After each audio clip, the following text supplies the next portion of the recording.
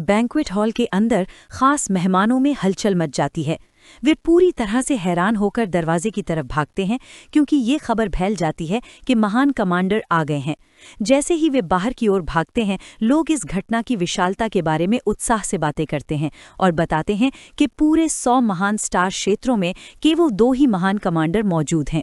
एक मेहमान बताता है कि जहां एक कमांडर बाहरी अंतरिक्ष के युद्ध क्षेत्र में दूसरे ग्रहों के जानवरों से लड़ता है, वहीं दूसरा कमांडर स्टार क्षेत्रों पर राज करता है, जिससे वो अरबों जातियों के बीच सबसे ऊंची सत्ता बन जाता है।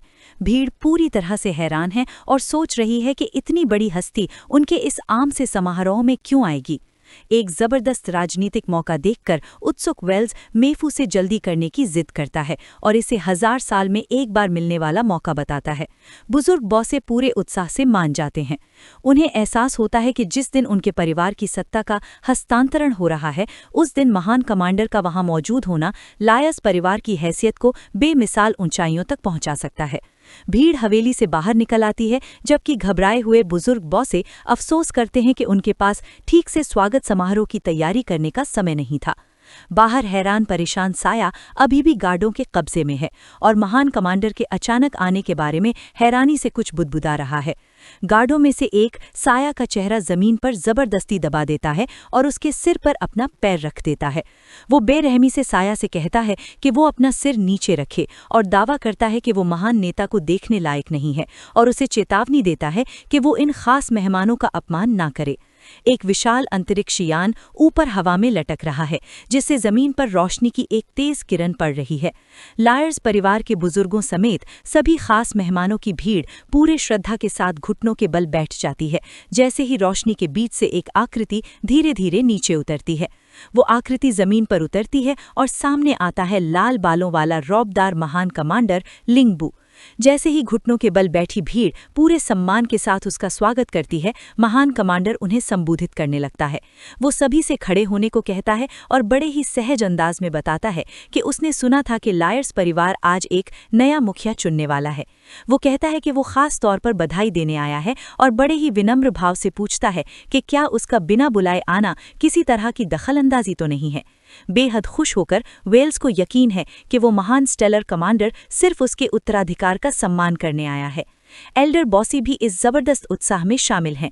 पसीने से तरबतर लेकिन चेहरे पर चौड़ी मुस्कान लिए वो हैरान है कि उनके जैसे साधारण परिवार को इतना अकल्पनीय सम्मान कैसे मिल सकता है। आसपास खड़े रईसों में भी उतना ही आश्चर्य है और वे आपस में फुसफुसा रहे हैं कि लायर्स परिवार का भविष्य निश्चित रूप से बेमिसाल गौरव से भरा होने वाला है। सर्वोच्च नेता का स्वागत करने के लिए आगे बढ़ते हुए वेल्स और एल्डर बॉसी तुरंत स्टेलर कमांडर को भरोसा दिलाते हैं कि उनकी मौजूदगी से उनके काम में कोई रुकावट नहीं पड़ रही है। मन ही मन वेल्स खुशी से फूला नहीं समा रहा। उसे पूरा यकीन है कि अब सत्ता पर उसका कब्जा पक्का हो चुका है। किनारे से ये सब देख रही मेफू खुद से बेहद खुश है।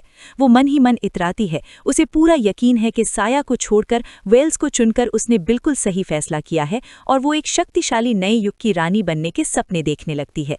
स्टेलर कमांडर शांत भाव से मुस्कुराता है और इस बात पर राहत जाहिर करता है कि वो उनके काम में कोई रुकावट नहीं डाल रहा है। वहीं वेल्स खुशी खुशी उसकी बात मान लेता है और हंस पड़ता है। लेकिन तभी अचानक स्टेलर कमांडर नए मुखिया से मिलने की इच्छा जाहिर करता है और बड़े ही सहज भाव से उसका नाम साया लायरिस लेता है। वेल्स का घमंडी भरा मकौठा पल भर में टूट जाता है और उसकी जगह ले लेता है गहरा सदमा। वो हकलाते हुए अविश्वास के साथ अपने भाई का नाम दोहराता है। पूरी भीड़ पर सन्नाटा छा जाता है।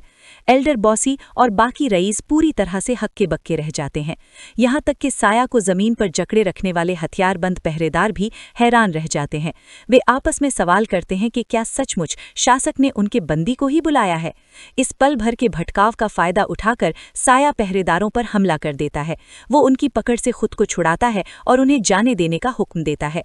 जैसे ही वेल्स घबराकर पीछे मुड़ता है, साया भीड़ के बीच से तेजी से आगे बढ़ता है और स्टेलर कमांडर का ध्यान अपनी ओर खींचने के लिए अपना हाथ ऊपर उठाता है। वो बेताबी से अपनी पहचान जाहिर करता है। आखिरकार भीड़ के ठीक बीचों बीच पहुंचकर साया रुक जाता है ताकि वो अपनी सांसें काबू कर सके। भागने की जोरदार कसरत की वजह से वो जोर जोर से हाँफ रहा है। स्टेलर कमांडर गर्मजोशी से मुस्कुराता है और अपना हाथ आगे बढ़ाता है। वो पूरी तरह से हैरान साया का हाथ बड़े ही सम्मानजनक सम्मानजनक तरीके से मजबूती से थाम लेता है। हाथ मिलाते हुए स्टेलर कमांडर उस नौजवान को तहे दिल से बधाई देता है और ऐलान करता है कि ये ऐतिहासिक मौका हमेशा के लिए स्टारी स्टाई की यादों में अमर हो जाएगा। इस तरह के जबरदस्त समर्थन को देखकर साया की हैरानी उसके चेहरे पर साफ झलक रही है, जबकि वेल्स पीछे खड़ा होकर ये सब देख रहा है। उसका चेहरा पूरी तरह से हैरानी से बिगड़ गया। अपनी बड़ी सावधानी से बनाई गई योजनाओं को बचाने की बेताबी में वेल्स आगे बढ़ा और जोरदार विरोध किया।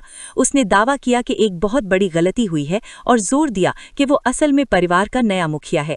मेफू ने भी पीछे से बड़ी उत्सुकता से उसकी बात में हाँ मिलाई और उसके विरोध को दोहराया। उस शानदार कमांडर ने एक शांत और उपेक्षा भरे हाव भाव से उनकी उन बेताबी भरी बातों को पूरी तरह से नजरअंदाज कर दिया। उसने बस भीड़ से इतना पूछा कि क्या इस इलाके में साया लाइरिस नाम का कोई दूसरा व्यक्ति भी मौजूद है। वेल्स पूरी तरह से अवाक रह गया। डरे हुए वो पूरी अधिकार के साथ सीना ताने खड़े थे। उस महान कमांडर ने औपचारिक रूप से घोषणा की कि केवल एक ही व्यक्ति है जिसे वो लिरिसिस परिवार का सच्चा मुखिया मानता है। ऐसा कहते हुए उसने साया के कंधे पर अपना सहारा देने वाला हाथ रखा। उसने दृढ़ता से कहा कि ये पद केवल साया का है। फिर उसने एक खौफनाक चेतावनी दी और वहां जमा भीड़ को आगाह किया कि अगर उन्होंने किसी और को अपना नेता चुना तो इससे केवल एक ही बात साबित होगी। उसकी आंखें खतरनाक लाल रंग से चमक रही थीं और कमांडर का अंदाज बेहद गंभीर और जानलेवा हो गया था। उसने धमकी दी कि किसी और को चुनने का मतलब होगा कि मौजूदा सदस्य लिरिसिस परिवार की सच्ची इच्छा का प्रतिनिधित्व नहीं करते।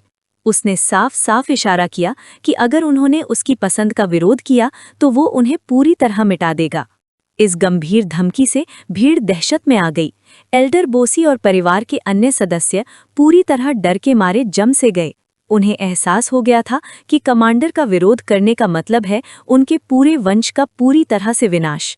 अपनी जान बचाने के खातिर वेल्स के प्रति अपनी वफादारी को तुरंत छोड़कर एल्डर बोसी ने अपनी मुट्ठी हवा में ऊपर उठाई।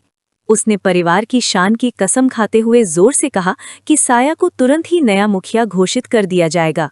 बाकी अवसरवादी रईसों ने भी बिना किसी हिचकिचाहट के उसी का अनुसरण किया। उन्होंने अपनी मुट्ठियां ऊपर उठाईं और पूरे जोश से साया का नाम चिल्लाने लगे। कमांडर को खुश करने के लिए उन्होंने तुरंत ही साया को अपना नया नेता स्वीकार कर लिया। साया तालियां बजाती भीड़ के बीचों बीच चुपचाप खड़ा था। घटनाओं के इस अविश्वसनीय मोड़ से वो पूरी तरह से अचंभित और अभिभूत था। पायर अपने भाई के पास गई। उसका हमेशा शांत रहने वाला स्वभाव पूरी तरह से टूट चुका था। उसे पूरी तरह हैरानी से देखते हुए उसने पूछा कि आखिर वो किस तरह सर्वोच्च कमांडर का निजी समर्थन हासिल करने में कामयाब रहा। किस्मत के अचानक पलट जाने से टूटकर मेफू रोते हुए घुटनों के बल जमीन पर गिर पड़ी। उसे एहसास हो गया कि साया के साथ विश्वासघात करके उसने कितनी बड़ी और विनाशकारी गलती की थी। गुस्से के एक बेकाबू झोंके में वो वेल्स पर झपटी। उसने वेल्स का कॉलर पकड़ लिया और अपना भविष्य बर्बाद करने का सारा दोष उसी पर मढ़ दिया। मेफू ने वेल्स के चेहरे पर जोरदार थप्पड़ मारा और गुस्से से चिल्लाते हुए कहा कि वो सारी ताकत और शानो शौकत जो वेल्स ने अभी अभी खोई थी असल में उसकी थी, जिसे उसे साया के साथ मिलकर भोगना था। इस हमले से भड़ककर वेल्स ने भी पूरी ताकत से मेफू के मुंह पर एक जोरदार घूंसा मारा।